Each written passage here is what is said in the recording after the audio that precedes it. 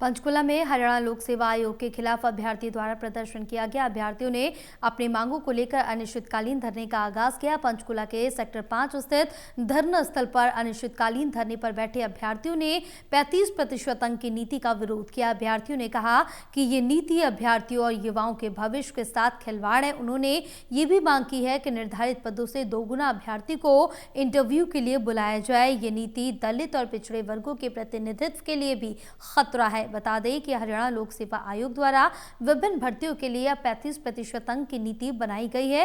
इस नीति के चलते जहां भर्ती के लिए कुल निर्धारित पद भी पूरी तरह से नहीं भरे जा रहे हैं, वहीं अभ्यर्थियों में भी इस नीति के खिलाफ खासी नाराजगी देखने को मिल रही है। अभ्यर्थियों के लिए 35% क्राइटेरिया लागू किए जाने के कारण बड़ी संख्या में पद खाली रह गए।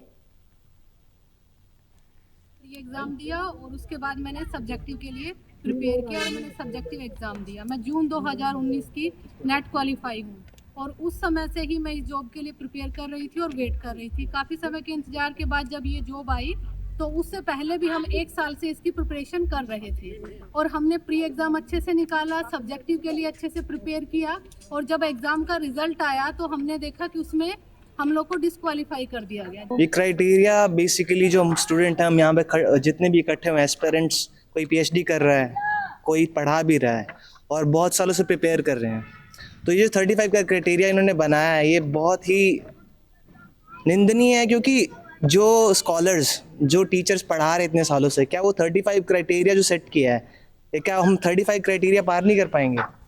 पहली बात तो वो। दूसरी बात, ये सिर्फ 1/3 लाइक 613 पोस्ट थी, उनमें 151 स्टूडेंट को सिलेक्ट कर रहे हैं, जिसमें से हरियाणा की रिप्रेजेंटेशन तो लगभग 0 है।